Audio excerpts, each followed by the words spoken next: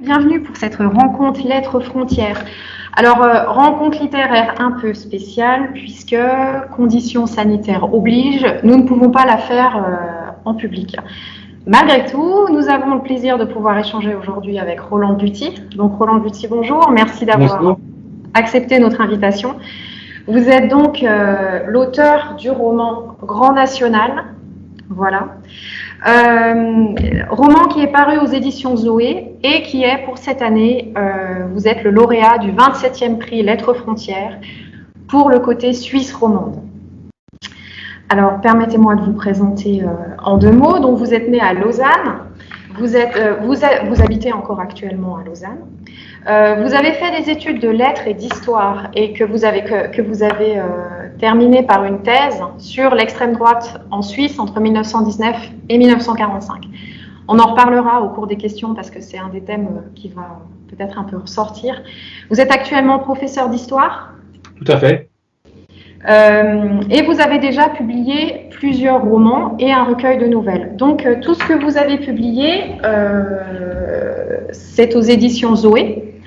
Donc vous avez commencé par publier un recueil de nouvelles, donc Les âmes lestées. Ensuite, il y a eu le roman Un nuage sur l'œil, Luce et Célie, L'amour émietté et Le milieu de l'horizon. Plusieurs de ces livres ont été sélectionnés pour le prix Lettres Frontières. Et puis, ils ont reçu aussi des prix, en particulier votre avant-dernier ouvrage, Le milieu de l'horizon, paru en 2013. Donc, qui a eu une avalanche de prix, le prix suisse de la littérature 2014, le prix du public RTS, le prix du roman des romans, le prix Alpes-Jura. Il a été traduit en plusieurs langues et il a été donc adapté au cinéma. Alors aujourd'hui, on va parler du tout dernier, donc Grand National.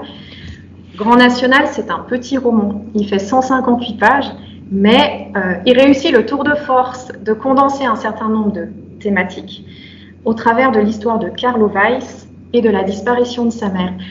Pouvez-vous nous en dire un peu plus sur le héros Carlo Weiss ?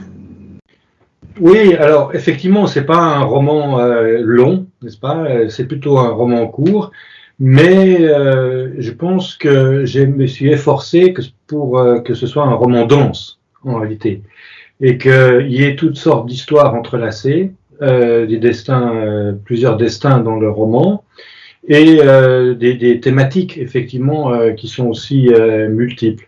Je trouve que c'est presque une manière d'avoir le respect du lecteur que de faire des livres pas trop longs, mais qui sont épais un petit peu dans le contenu. Alors, Carlo Weiss, effectivement, c'est le narrateur. Il va traverser quelques mois particuliers de sa vie.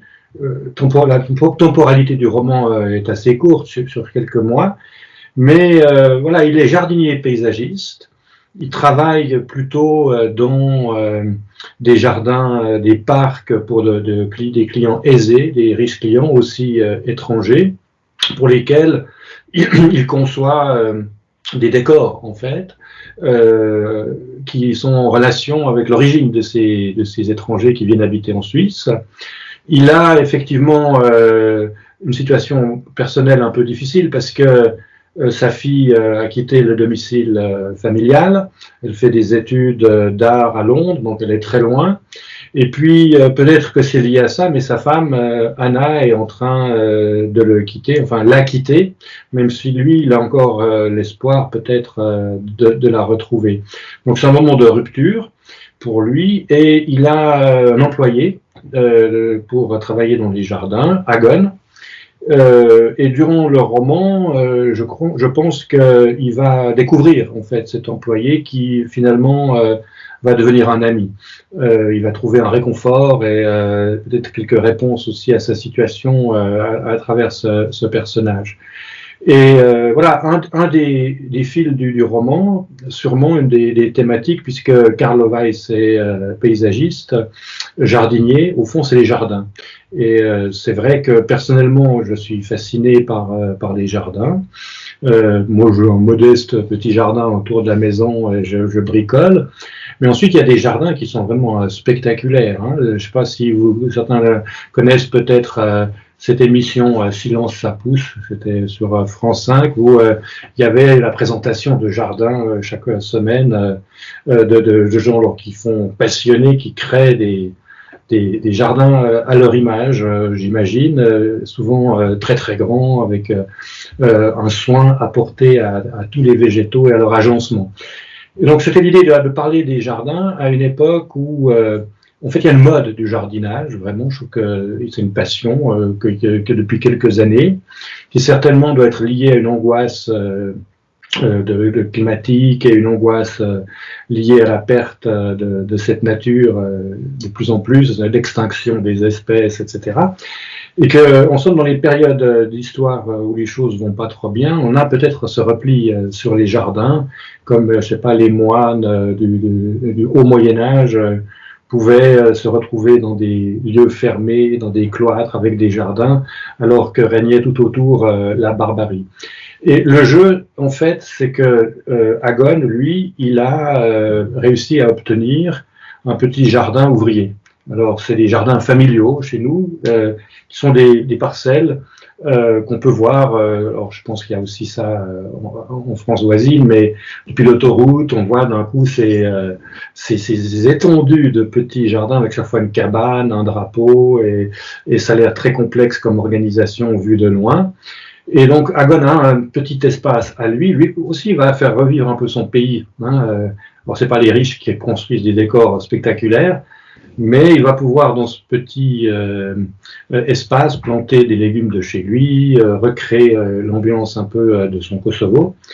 Et Carlo va découvrir en fait ce jardin, puisque comme ça va mal, il demande s'il peut aller dormir dans le cabanon. On peut même dormir là si c'est l'été. Et voilà, c'est le contraste entre les jardins ouvriers, ces jardins familiaux qui sont très importants pour des personnes qui vivent dans des immeubles et qui peuvent passer le soir ou le week-end là, et puis les grands parcs des grands hôtels, puisque le Grand National a aussi un parc. Le Grand National, c'est un hôtel, un palace, ou les parcs, les grands privés sur lesquels travaille Carlo. Donc souvent la thématique c'est les jardins, et j'ai modélisé ça de plein de manières, c'est-à-dire les jardins anglais qui sont évoqués à Londres quand il va voir sa fille, ou aussi une vision de la nature au fond plutôt domestiquée, politique aussi, puisque Agon lui dit à un moment donné que dans son pays le fantasme des autorités communistes avant l'éclatement de la Yougoslavie était d'avoir des parcs avec des grandes statues des héros où toute l'herbe est où tout est coupé au cordeau et où il n'y a rien ne dépasse. Et peut-être l'idéal de société communiste qu'ils avaient imaginé, c'était que tout le monde soit à l'image de ces jardins officiels où tout est à sa place et où rien ne détonne. Ce qui est un défi de vouloir imposer ça dans un pays comme la Yougoslavie. D'ailleurs, vous le dites à un moment là, ça c'est une phrase qui m'a bien fait rire, page 56. Les jardins sont socialistes et la nature est capitaliste. Ouais, c'est l'idée que, en fait, la volonté de contrôler, d'organiser contre une anarchie où la nature, si on la laisse faire, c'est un domaine de compétition, de lutte pour la survie, où l'arbre pousse le plus vite possible pour faire de l'ombre au voisin et prendre lui la lumière, etc. Donc c'est cette idée, voilà, que finalement, ce qui est organisé, c'est après, c'est des phrases, n'est-ce pas, qu'on invente comme ça. Et au fait, je me suis vraiment franchement demandé si on pouvait pas dire l'inverse. Parce qu'on ne peut pas dire au fond que la nature est socialiste et que en fait les jardins sont capitalistes, puisque on va organiser tout en fonction de la production et du rendement, même dans son petit jardin, et que on pourrait imaginer l'inverse, mais ça me semblait plus juste comme ça. Alors justement, comme vous le disiez, Carlo est jardinier paysagiste. Donc c'est finalement le support de l'image de cette nature qui traverse tout votre roman. Carlo, son aisance, son bien-être dépend en fait de où il se trouve, si elle est à l'intérieur ou si il est à l'extérieur. À un moment, il dit « J'aime ressentir la présence du ciel au-dessus de ma tête quand je m'active dans le jardin ». Et un peu plus loin, il dit « Quand je suis enfermé, les choses me semblent plus souvent ne pas être à leur place ». Alors, quel est le rapport que vous avez voulu montrer entre Carlo et la nature, justement? Oui, donc lui, il se sent bien à l'extérieur dans tout ce qui n'est pas humain, au fond. Donc, dès qu'il y a un espace fermé, il a l'impression de vieillir. En fait, parce qu'il y a de la poussière qui se dépose, les choses deviennent pas propres, et alors que la nature, elle n'est jamais sale. Enfin, c'est toujours lavé par la pluie. Il n'y a pas cette même idée de poussière et de poussiéreux et de vieillissement dans les choses de la nature qui se renouvellent tout le temps. Je crois que plus fondamentalement, si on cherche, on écrit, on travaille comme ça sur des motifs. Qui vont être entrelacés dans tout le livre.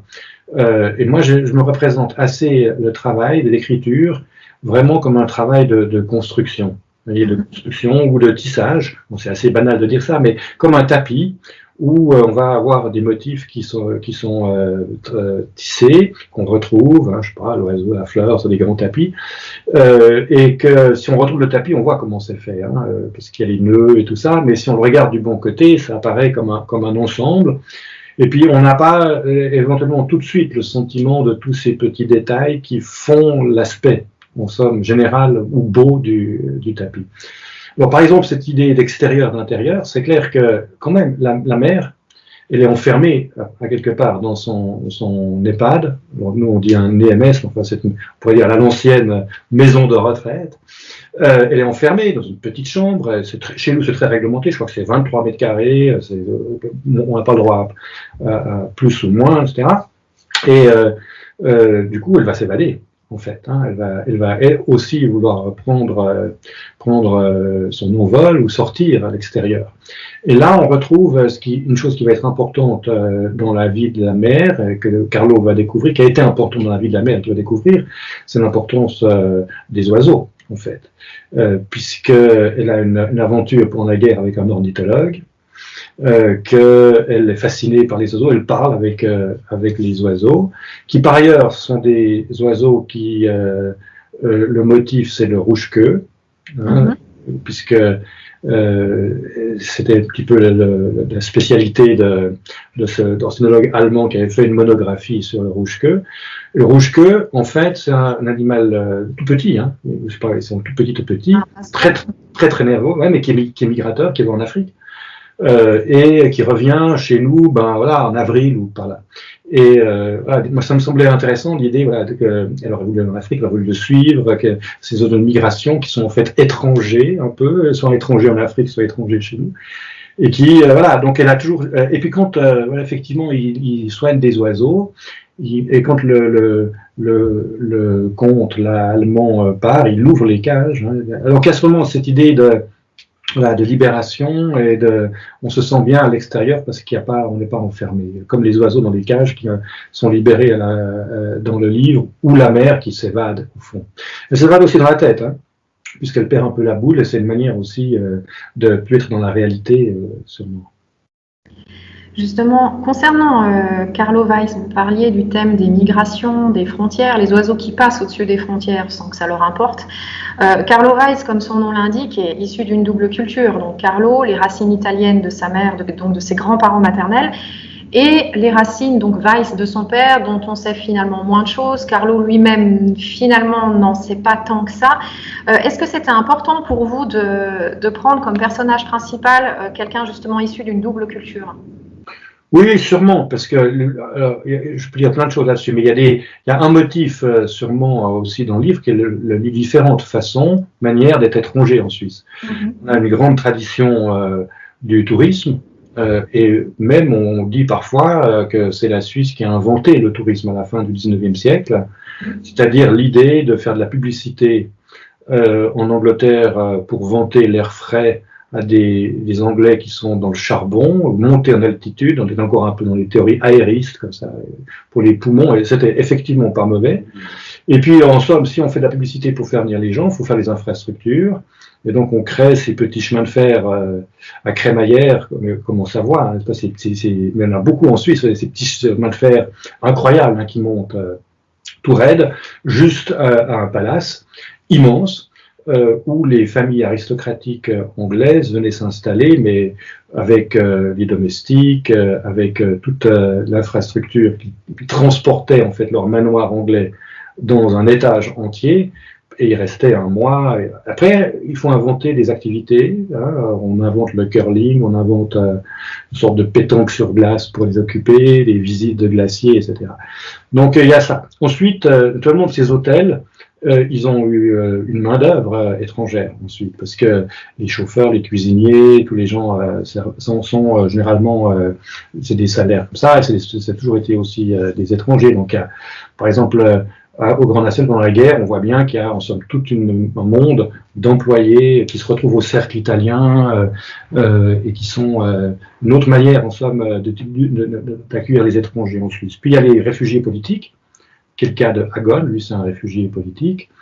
Et puis il y a cette génération aussi de travailleurs italiens. Le père de Carlo était boulanger, mais originaire d'un village italien. Donc c'est l'idée de modéliser les différentes manières d'être étranger en Suisse. Ensuite, c'est clair, il ne connaît pas beaucoup son père. Et en fait, il ne connaît pas non plus tellement sa mère. Parce qu'il a fait un apprentissage de jardinier et paysagiste à l'âge de 16 ans. Bon, l'école obligatoire se termine à 16 ans. Et à partir de ce moment-là, il est parti de la maison. Puis il dit à un moment donné, mais j'ai connu ma mère pendant à peine 10 ans. Parce que jusqu'à 4-5 ans, franchement, on n'a aucun souvenir. Puis ensuite, à 16 ans, il part. Et donc l'idée, en fait, du roman, c'est que, en fait, la plupart des gens sont aussi des étrangers pour nous, même si ils sont très proches, même si on pense les connaître. Et il y a toujours une part d'étrangeté, et même chez ses parents. C'est très difficile souvent de savoir qu'est-ce que c'était nos parents avant notre naissance. D'essayer d'imaginer son père, sa mère, je sais pas, justement à l'école, premier amour au lycée, ou voilà, et c'est un petit peu ce qu'il va découvrir, c'est que sa mère, en fait, il la connaissait pas, puis qu'elle a eu une vie qui est peut-être plus importante que celle qu'elle a eue avec son père et avec lui avant, et que c'était peut-être ça, la grande histoire de sa vie, c'était avant sa naissance. Et c'est l'idée que tous les personnages, au fin, quand je les construis comme ça, c'est-à-dire que, en fait, on connaît les gens dans les relations qu'on a avec eux. Et ça construit une relation. Mais si en dehors de la relation qu'on a avec les gens, on l'ignore. On peut avoir une collègue, vous la connaissez bien comme collègue, parce que c'est la relation que vous avez, mais tout ce qui est en dehors, ça peut être un mystère. D'un coup, vous pouvez dire, oh, ah, mais je savais pas, tu fais je sais pas, tu fais de la varap, ou tu fais un truc, alors qu'on peut passer sa vie à côté des gens sans vraiment savoir qui ils sont. Et donc c'est un petit peu ça aussi l'histoire de lui. Il va découvrir un petit peu Hagon, mais ça reste un mystère. Les employés qu'il emploie, la Bitil et Lascar, il ne sait pas qui c'est vraiment. C'est tous les, parce qu'on a juste une relation avec les gens, on n'a pas la totalité de la personne, jamais. Il se heurte beaucoup à ça en ce moment, puisque, comme vous l'avez dit, il cumule.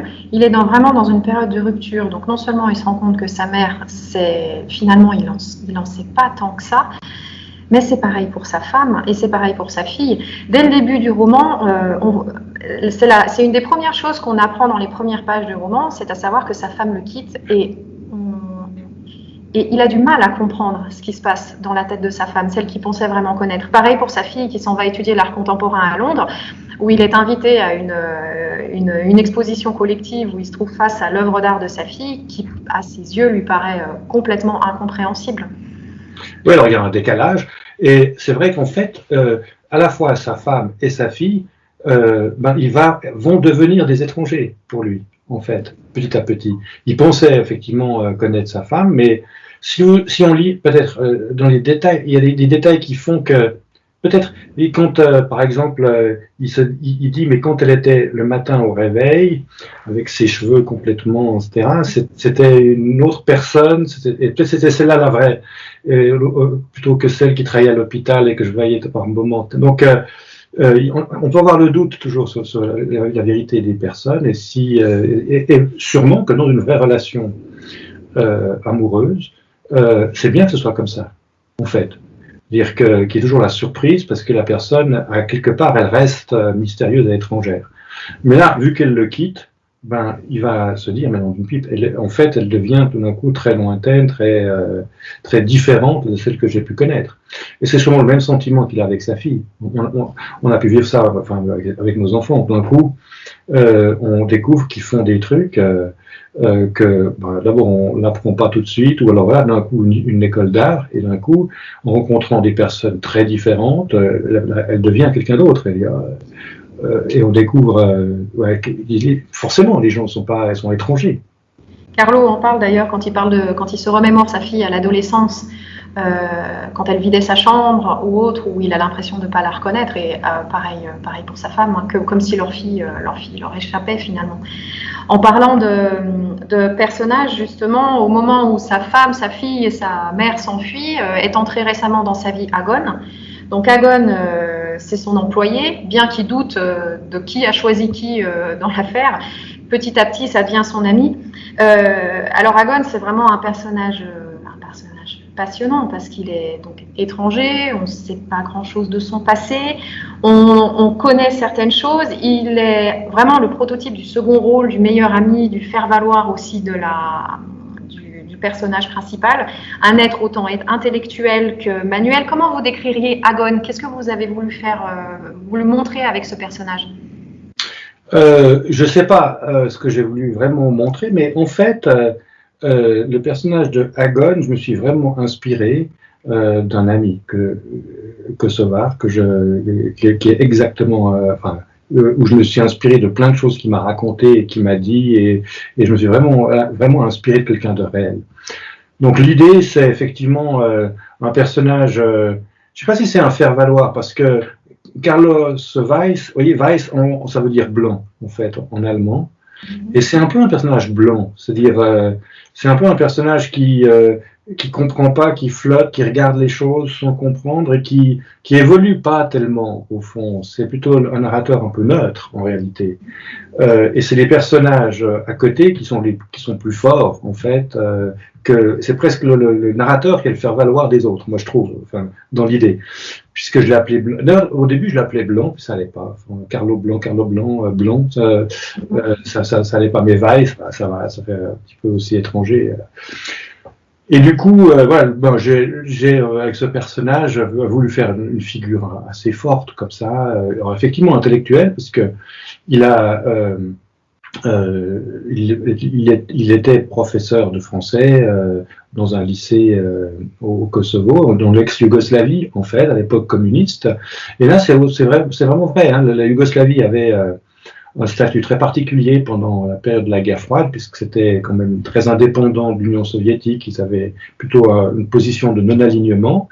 Et donc, les Yougoslaves pouvaient sortir, rentrer les frontières. Il y avait c'était un socialisme un petit peu différent.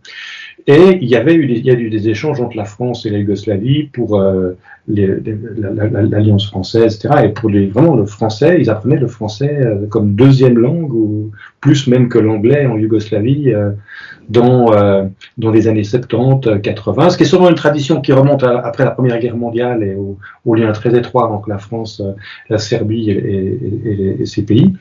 Mais du coup, je me suis dit, voilà, il est déclassé d'une certaine façon, parce que quand on arrive en Suisse, on peut pas être prof de français, on n'a pas les papiers pour enseigner ou pour. Hein.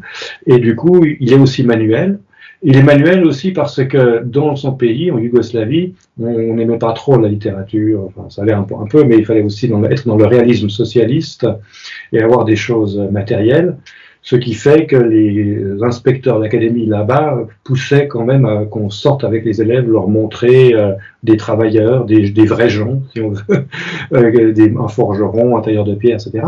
Et je dis voilà, il a un petit peu, grâce à ça, aux compositions qu'il faisait faire sur les métiers manuels en français dans son lycée, des compétences qui fait que quand il arrive, il fait plein de petits métiers et finit par effectivement travailler comme jardinier parce que il a aussi cet amour pour la nature. On voit un peu cet attachement au personnage un peu ballotté par l'histoire. Quand on lit votre roman, et puis même les précédents que vous avez écrits, il y a une intention d'inscrire les livres dans une époque et une thématique sociale. Dans Grand National, il flotte toujours l'ombre de la guerre finalement. Il y a la Deuxième Guerre mondiale avec sa mère réfugiée au Grand National, et puis il y a la guerre des Balkans avec Agon. Est-ce que c'est important pour vous de montrer un contexte social, de montrer à quel point les gens peuvent être ballottés par les événements historiques?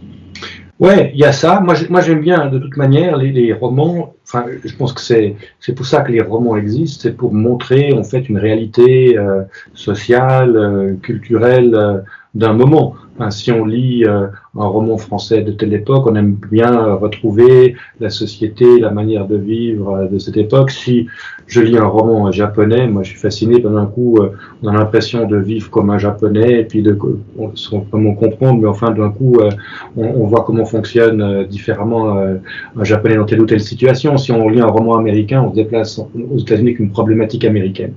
Donc sûrement que voilà, je trouve que le roman il doit montrer vraiment l'époque.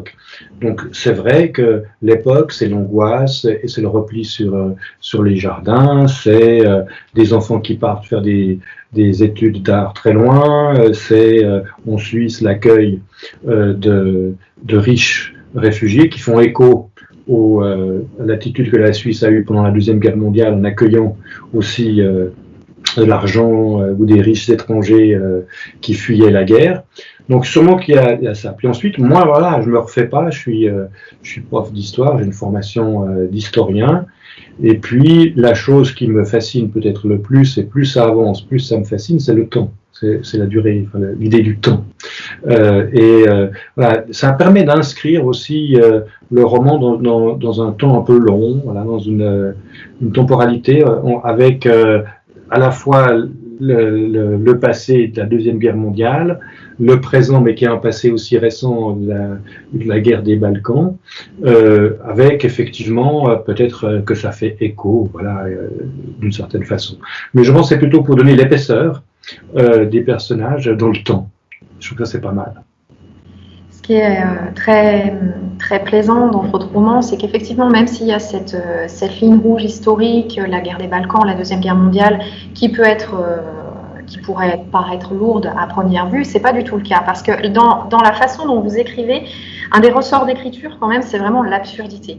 Il y a des moments complètement absurdes, des rencontres absurdes, des comportements, en particulier d'Agone, qui défient un peu les normes sociales. Les normes sociales. C'était important pour vous d'inscrire cette absurdité dans l'histoire de Carlo Weiss et des personnes qui l'entourent? Oui, moi je trouve que c'est important dans un roman qui est toujours un petit décalage par rapport à la réalité, qui fait que c'est romanesque en fait. Et puis ça permet aussi, parce que sinon c'est triste et ça peut être tragique et sinon ça peut être lourd, d'introduire un petit peu d'humour. Et puis l'humour, c'est souvent ce petit décalage qui fait que on voit les gens, mais ils font des choses qu'on ne comprend pas vraiment, puis qui sont du coup assez tendres ou assez drôles parce que ils sont maladroits ou comme ça. Donc moi, je pense que c'est un ressort aussi un petit peu d'humour, ça. Le fait d'avoir ce petit décalage, de personnages qui font des choses, ils sont pas tout à fait dans la norme, quoi. Hein, même le conte, finalement, tout d'un coup, de recueillir tous ces oiseaux sur le balcon, sur une pièce entière, de prendre les seaux à champagne qui sont plus utilisés parce qu'il n'y a plus de champagne pour faire des nids, pour mettre des oiseaux, etc. Donc, ou la mère qui perd la boule et puis qui mange, qui essaie de décortiquer son poisson, mais qui en jette partout aux grandes dames des serveurs qui doivent courir ramasser des arêtes et des bouts de poisson dans toute la pièce, etc. Donc voilà, il faut que ce soit un petit peu cocasse aussi, un petit peu pour alléger, pour que ce soit tragique. Ensuite, la référence à l'histoire, je trouve qu'elle doit être vraiment naturelle, c'est-à-dire elle doit être dans les personnages. Moi, je suis pas du tout un lecteur de romans historiques.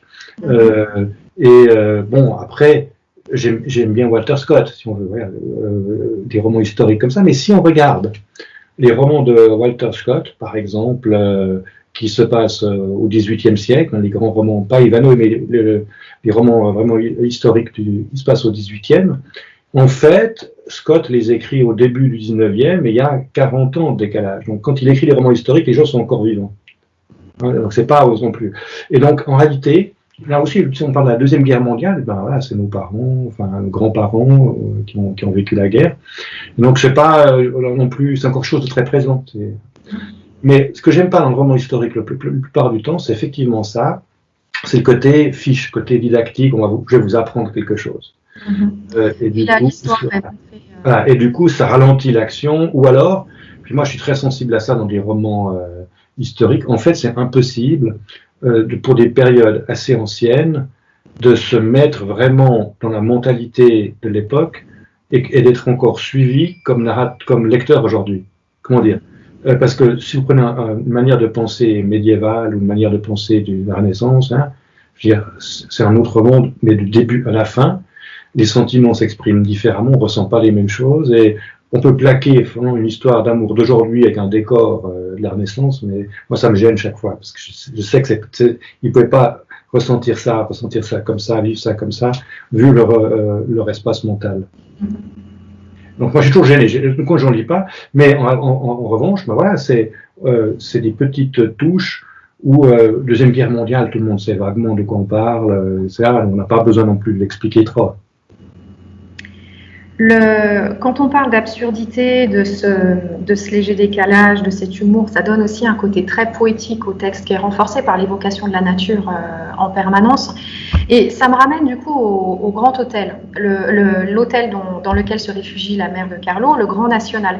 Vous avez été inspiré par un ou plusieurs hôtels en particulier, parce que cet hôtel, c'est un monde à lui tout seul. Quand on pénètre dedans, on a l'impression qu'on est dans une autre réalité. Alors il faut y aller parce qu'il existe. Vraiment, je l'ai décrit tel qu'il existe. Il est au-dessus de Montreux. Alors il n'est pas tout à fait. Il est dans un village qui s'appelle Glion, n'est-ce pas? Et vous allez. C'est un hôtel vraiment encore familial, n'est-ce pas? Et qui, avec tous ces bibelots, avec ses différents salons, etc. Et donc, si vous allez sur le site des éditions Zoé, on a tourné une petite vidéo dans cet hôtel. Et donc, il faut aller voir. Vraiment, les chambres sont assez chères pour passer la nuit, mais on peut manger ou prendre un apéritif là dans ces différents salons. Donc, c'est un hôtel, en fait, que moi je connais parce que j'y vais depuis que je suis petit, parce que naturellement mon grand-père avait la boulangerie à Glion et livrait pendant la guerre le pain dans les palaces. Donc il y a des propres.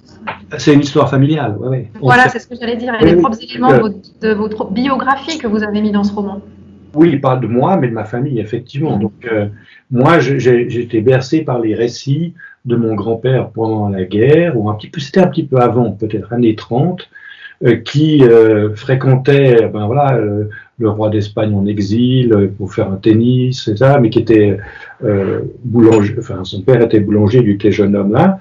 Et qui, avec la bicyclette, allait livrer dans les hôtels, et notamment dans cet hôtel de Glion, les viennoiseries, le pain, etc. Et donc là, j'ai remis pas mal d'anecdotes que lui me racontait sur ça, dans le livre. Alors j'ai transposé, forcément, c'est une fille, c'est la mère, mais voilà.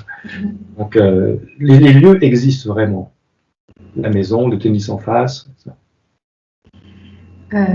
Je vais vous poser quelques questions sur vos références littéraires. Quand on voit sur le site de Lettres Frontières, vous listez 5 romans qui vous ont marqué. Donc il y avait, alors c'est vraiment très très intéressant, vous avez un roman d'Henry Fielding, Les aventures de Joseph Andrews et de son ami Abraham Adams. Vous avez Daniel Defoe, Mémoires et aventures de Mademoiselle Moll Flanders, David Copperfield le Jeune de Dickens, une nouvelle de Hemingway, Les neiges du Kilimandjaro, et John Fante, Mon chien stupide. Il y a beaucoup déjà d'aventures dans le titre de tous ces romans. Qu'est-ce qui vous plaît dans cette littérature d'aventure? Moi, je suis fasciné par la littérature anglaise, par la française aussi, mais j'adore la littérature anglaise justement parce que si vous prenez ces romans, les 3 premiers en tout cas, les plus anglais là, jusqu'à Dickens, et Brandini aussi, enfin le chien stupide plutôt de Fante, ce sont des romans comiques en fait. En fait, c'est des romans qui sont pétris d'humour, qui sont à la fois tragiques et drôles. Le premier de Fielding, je pense que si on lit ça, moi j'ai jamais autant ri dans un livre que dans le Fielding. C'est un comique de situation, c'est un roman un peu picaresque, des aventures. Mais c'est juste, chez Dickens, il y a toujours, mais il n'y a pas un paragraphe où il n'y a pas cet humour anglais de décalage, etc. Et donc, il raconte des choses tragiques, c'est sa jeunesse, c'est quand il était exploité comme enfant avec son père en prison dans une entreprise de cirage, fabriquer du cirage dans des conditions horribles, mais c'est chaque fois drôle parce que c'est la manière de tourner les phrases, etc. Après, Les Neiges du Kilimandjaro, j'ai mis ça parce que Hemingway, c'est très différent, c'est une nouvelle, mais je pense qu'elle fait vraiment référence au grand national. C'est-à-dire que l'Afrique, comme elle est représentée dans le livre, dans les fantasmes de la mer, c'est l'Afrique des chasses de Hemingway et cette Afrique fantasmée des années 50. Je me suis un petit peu inspiré. Et en plus, comme j'aime bien tisser les choses, il y a un peu de, comment on appelle ça, de palimpseste ou d'infratexte, parce que Hemingway a vécu, en fait, à Glion, dans la région. Et en somme, par exemple, quand Carlo monte pour la première fois, il s'arrête au buffet de la gare de Territet, juste en dessous de Glion. Et on sait que c'était un des cafés où allait Hemingway, et il y a une nouvelle de Hemingway qui se passe dans ce buffet de la gare de Territet. Et naturellement, moi, j'ai pas pu m'empêcher de mettre une phrase de la nouvelle dans mon roman. Donc, il y a une phrase d'Hemingway. Vous voyez, c'est des petits jeux que je suis seul, enfin, moi, je dis, hein, mais c'est un petit bout de phrase, on peut la repérer. Et donc, il y a plusieurs références comme ça à Hemingway dans le roman, puisqu'il a vécu à cet endroit, puis que c'est l'Afrique. Donc, c'est pour ça que j'ai mis les Kilimandjaro, qui est une nouvelle extraordinaire. Au niveau de la fabrication, c'est du grand art. Hein. Voilà, il faut dire ça. Donc, comme écrivain, on est admiratif de l'idée de la construction de la nouvelle. Oui, alors justement, parce que vous l'avez dit, toute la série d'auteurs et de livres que vous avez cités, c'est vraiment du roman picaresque. Donc pour nos lecteurs, futurs lecteurs qui écoutent ces émissions, le roman picaresque, donc c'est un récit, c'est en général sur le mode autobiographique, où le héros est toujours un peu miséreux, vit aux dépens de la société, en marge de la société. Il lui arrive toute une série d'aventures, en général assez extravagantes, mais finalement ces aventures ne sont que des prétextes pour présenter des tableaux de vie, pour présenter des personnages, pour présenter différentes couches de la société. Et c'est aussi ce que vous avez voulu montrer dans le Grand National. Voilà, modestement, parce que le roman picaresque, c'est des romans amples, hein, comme ça. En fait, c'est espagnol au départ, oui. Je pense le sommet, on pourrait dire que le Don Quichotte, par exemple, c'est un roman extraordinaire, mais qui s'inscrit dans cette tradition des romans picaresques. Et puis les Anglais, ensuite, parce que forcément, le Don Quichotte, ça fonde un peu le roman moderne, et les Anglais sont assez là-dedans ensuite, Defoe notamment. Mais oui, j'imagine bien que quand on lit, par exemple, Defoe, l'histoire de cette prostituée mariée 4 fois, mariée avec son frère, richissime, puis ensuite en prison, enfin qui a 5 ans de vie,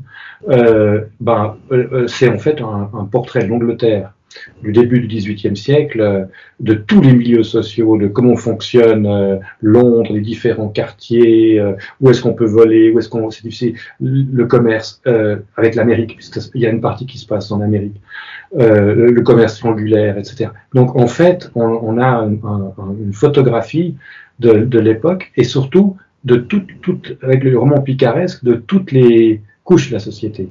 En fait. Et c'est toujours très populaire, mais après, il y a toujours le moment où ils ont contact avec les grands aristocrates ou avec la grande société. Et puis, c'est toujours un peu, le picaresque aussi, le renversement, puisque c'est quand même toujours le misérable ou le pauvre qui est plus fort que l'aristocrate ou l'élite. Il y a la morale. La morale revient toujours à la fin de l'histoire. L'avantage du roman picaresque, c'est qu'il s'adapte finalement à chaque époque. Chaque époque peut avoir son roman picaresque. Quand vous écrivez, vous avez toujours ces auteurs en tête, la construction puisque le roman un peu picaresque, c'est une construction quand même un peu particulière, puisque c'est le cheminement du héros. Vous avez toujours ça en tête quand vous écrivez ?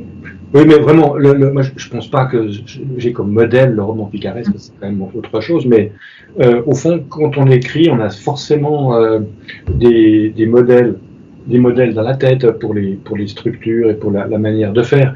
Mais moi, je ne sais pas, j'essaye aussi quand j'écris pas trop penser des références. Voilà, je sais pas, j'ai l'angoisse de pas faire mais d'un coup de faire quelque chose de pas original parce qu'on est trop dans la référence à tel ou tel auteur. L'avantage, c'est que moi, j'ai quand même pas mal lu. Il y a une époque plus jeune où j'étais boulimique, donc j'imagine que toutes ces couches se superposent, etc. Puis après, fondamentalement, c'est vrai que sur certaines structures ou manières de terminer un paragraphe ou d'en commencer un autre, on peut se dire, ah mais oui, mais lui, il avait fait comme ça c'est une bonne idée. Voilà. Mais je pense pas qu'il y ait une référence particulière. Ceci dit, peut-être, la référence, c'est quand même le roman américain, anglo-saxon, où en fait, les personnages sont plutôt déterminés par leurs actions, par leur manière d'être corporellement, plutôt que par des explications psychologiques ou descriptions psychologiques des personnages. Où il y a l'action, en fait, et puis c'est l'action qui montre la psychologie des personnages par ce qu'ils font. Comment écrivez-vous, justement? Quel est votre rythme de travail? Vous écrivez beaucoup, vous écrivez lentement, vous écrivez le matin, le soir, en musique? Alors, surtout pas en musique, moi il me faut le silence. Alors là j'ai la chance d'être dans la nature et donc il y a les bruits des oiseaux comme ça. Hein. Mais en réalité j'écris très peu parce que je suis prof à plein temps, j'ai toujours travaillé à plein temps. Donc il y a une journée par semaine où on n'a pas de cours. Et c'est dans cette journée-là, une fois par semaine, que je consacre 2-3 heures de temps peut-être à écrire par semaine. Si tout va bien, s'il n'y a pas autre chose. Et donc c'est pas chaque semaine. Donc ce qui fait que pour le Grand National, c'est 3 ans. Et ensuite, pour d'autres, ça peut être 3-4 ans parce que c'est un rythme extrêmement lent. L'avantage de cette lenteur, c'est qu'on relit des choses qu'on a écrites 1 année, 2 ans après. Puisqu'on travaille. Ça permet de ciseler. Oui, ça permet d'être un peu cruel avec soi-même. Parce que quand on a écrit quelque chose, sur le moment, on dit waouh. Le lendemain, déjà, on dit ah, bon, il y a ce truc. Vous le lisez 2 mois après, ouf. Et 1 année après, ok, je biffe, ça va pas.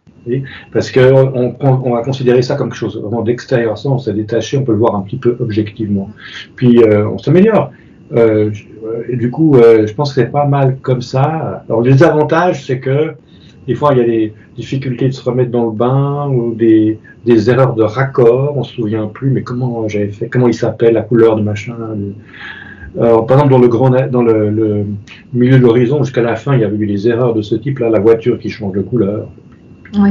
Mais en réalité, quand les gens lisent vite, ils remarquent pas que ces petits détails, mais comme dans les films, j'imagine quand on a un mauvais raccord, et puis d'un coup, oui. La montre, il n'y a plus la montre, ou il change de. Mais bah, si on est dans l'action, dans l'action. Ouais.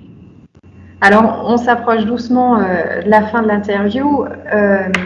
2 dernières questions. Quels sont vos projets? Avez-vous déjà un prochain roman ou des nouvelles en préparation? Là, je suis en plein milieu, je pense aussi à 50% du travail d'un nouveau roman, effectivement. Ça fait 2 ans, parce que le Grand National est récent, mais relativement récent, parce qu'il est sorti en 2019, je pense. Ouais. Oui, donc ça fait déjà presque 2 ans, 1 an et demi. Ouais, 1 an et demi. Et du coup, là, je me suis remis au travail, véritablement, sur un roman qui commence à m'exciter pas mal. Il y a le moment où on commence à voir comment ça va se nouer, puis les choses viennent un tout petit peu plus évidentes, même quand on écrit, parce que c'est en train de se solidifier. Vous passez quand même un certain temps à parler de Grand National. Est-ce que le fait d'avoir reçu des prix pour vos différents romans, est-ce que ça participe à la motivation pour continuer à écrire, ou alors c'est complètement indépendant? Je sais pas, mais c'est le fait d'avoir des lecteurs, surtout. En fait, les prix, c'est le signe qu'il y a des lecteurs. Déjà des lecteurs attentifs, parce que c'est des groupes de lecteurs qui ils doivent défendre le livre éventuellement dans un petit jury, etc. Et puis, moi, je suis très touché par ça, par les prix, et puis aussi par d'un coup des cercles de lecture. Il y a pas mal de cercles de lecture, des villages, etc., où ils se passent, et puis ils en discutent, etc. Puis parfois je reçois des gentils mots ou des analyses du livre faites par le cercle de lecture, etc. Donc moi je pense que le truc c'est d'avoir les lecteurs. Après, c'est pas d'en avoir 1 million non plus, c'est égal, mais d'avoir des lecteurs, c'est vraiment incroyable, quoi. Et puis après d'avoir des retours sur la lecture.